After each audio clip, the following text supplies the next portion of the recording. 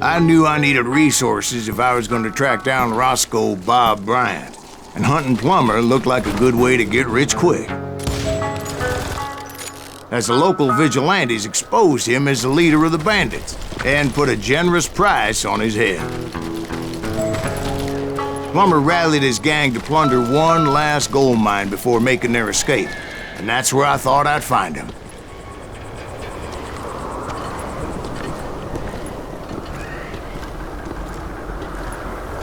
It makes me nervous standing so close to all these goddamn barrels of gunpowder. Why would you be nervous? No one has the cojones to come after us. As long as you don't light up a cigar, we're fine. Besides, George is up there on the rocks with that rifle. As my late father pointed out to me more than once, God made men, but Samuel Colt made them equal.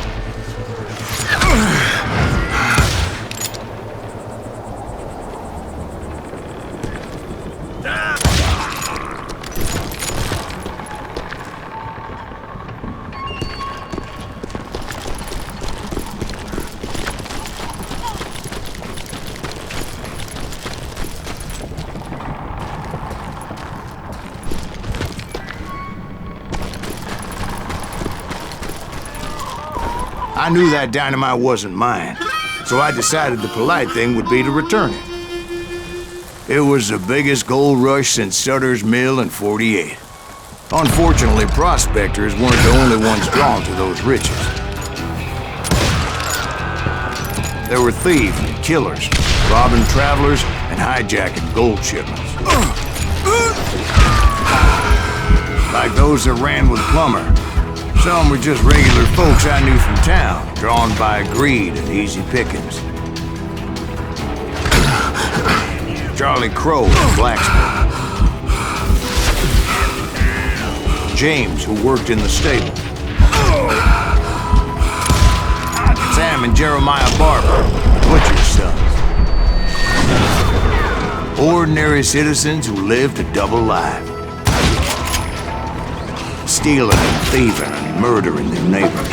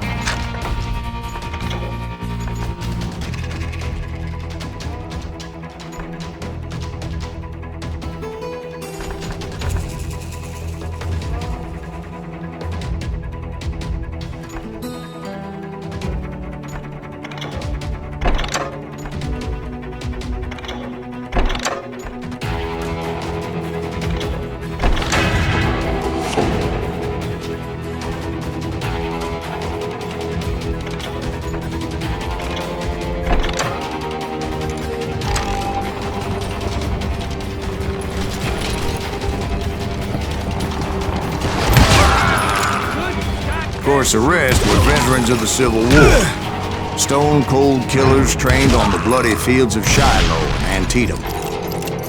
Plammer had a lot of men on his payroll. A hell of a lot. That son of a bitch pretended to protect the public with one hand while stealing them blind with the other. He set up a defensive perimeter which I had no idea how to break.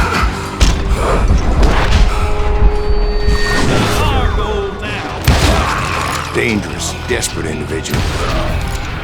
I was outnumbered and in way over my head, but I was too damn stubborn and stupid to realize it. They must have thought I was touched, or had some kind of death wish, seeing as there were barrels of gunpowder everywhere. One stray bullet, one stray spark, and I'd be blown to hell and gone. Did I have any second thoughts about what I was doing? No. I thought I was some kind of hero. I finally made it past and headed on to meet my destiny.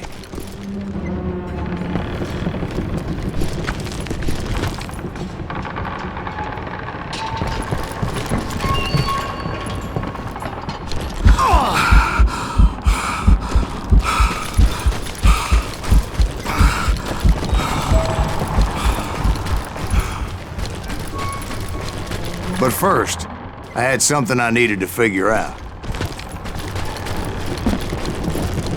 I had a few ideas on how to get into that mine, but once I made my decision, I knew there was no turning back.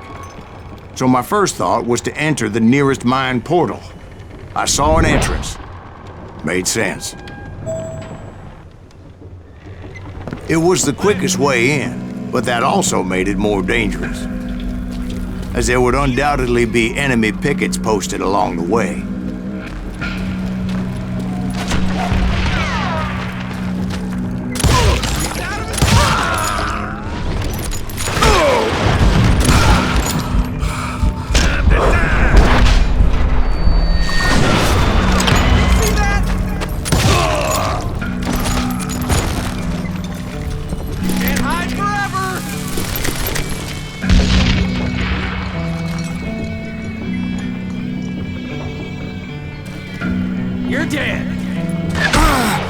Besides, once you enter a mine like that, it's easy to get all turned around. And that confusing maze of corridors wouldn't even be the worst of it.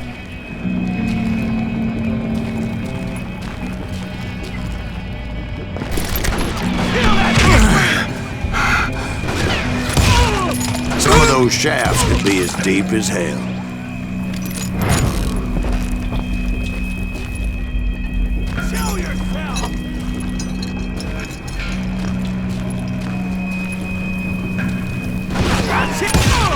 A single stumble or misstep can easily end in a deadly plunge to oblivion.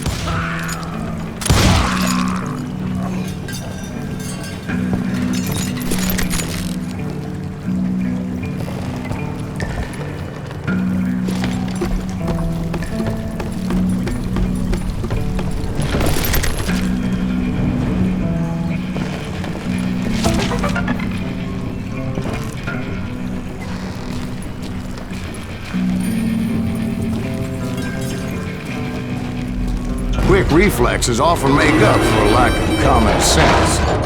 Luckily, I was never one to be easily bushwhacked. I would just need to be careful not to blow myself to kingdom come.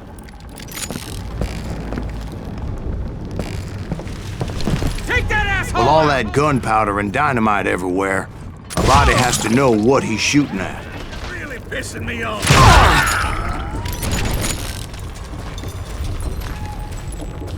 One wrong bullet could have turned that mine into a dad-blasted tube.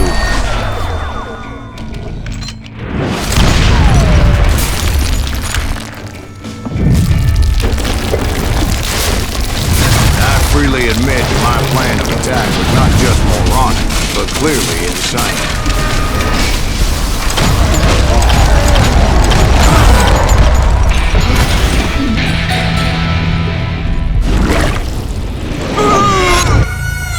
It's a good thing that I abandoned that ridiculous plan before I even tried it.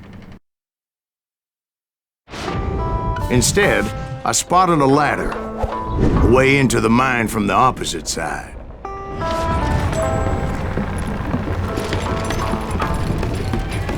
It was a long way around, but that approach seemed more sensible at the time. Of course, being I had a problem with heights, that scaffolding scared the bejesus out of me. Climbing down that ladder required some caution, because even though I had a younger man's reflexes, no man can dodge a damn bullet while climbing down a rickety ladder. I needed to make a leap of faith, which ain't easy when you're suspended between heaven and hell.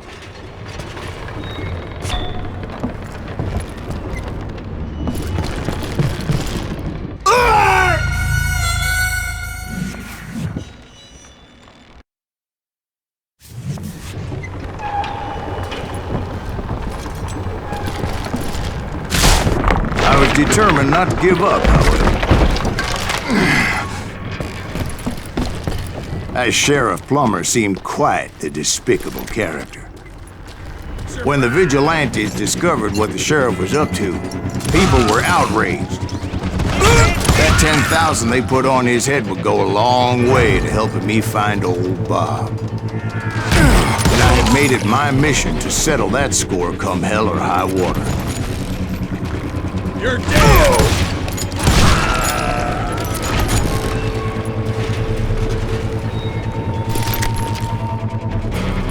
But first, I would have to make a choice. Take the elevator or climb the ladder.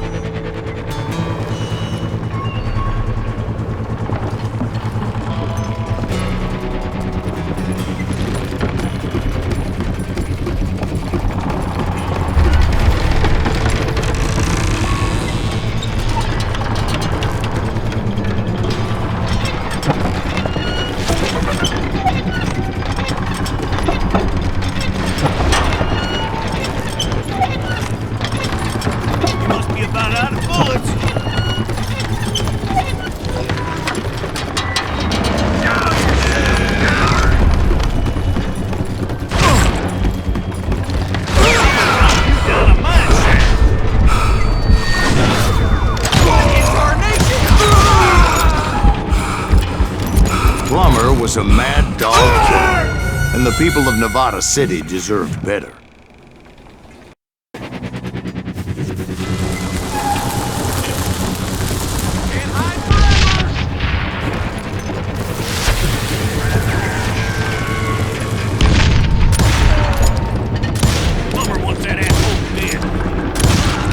Right, well, he was the sheriff of both places at one time or another, but that's neither here nor there.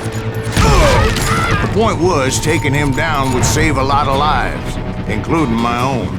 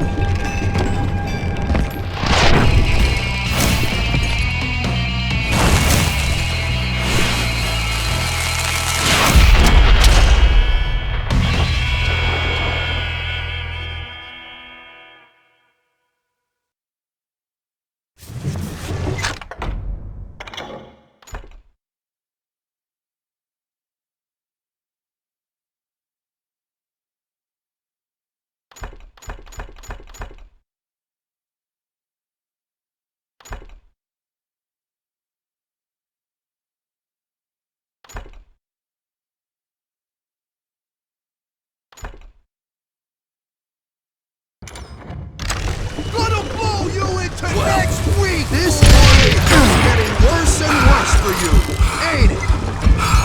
Henry Plammer was clearly unhinged, and I could see right away that this was gonna take some doing.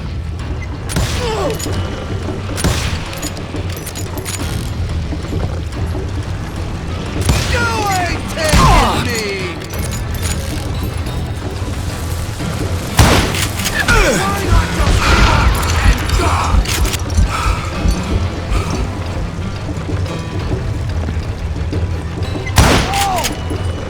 Lucky shot! Oh, guess you've had enough! Oh, yeah! I need some help here! Come on, boys! Take this cocksucker out!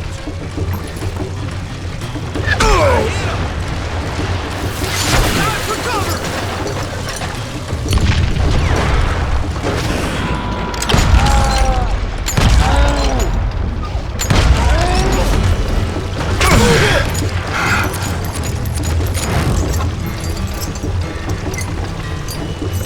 Catch this, you son of a bitch!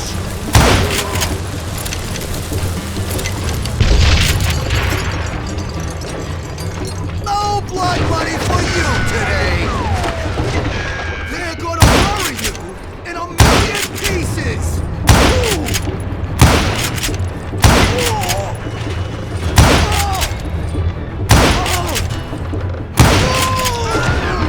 So that's how Henry Plammer died. Him and his crew were worth their weight in gold. And now, I was officially a bounty hunter.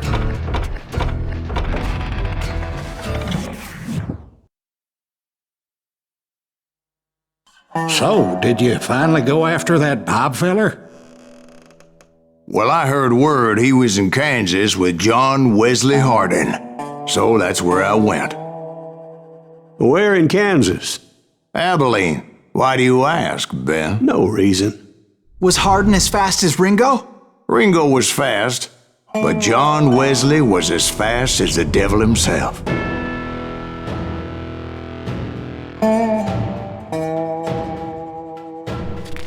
Hell, he killed his first man at 15. From that day forward, he had a price on his head and wouldn't back down for nobody, not even Wild Bill Hickok himself.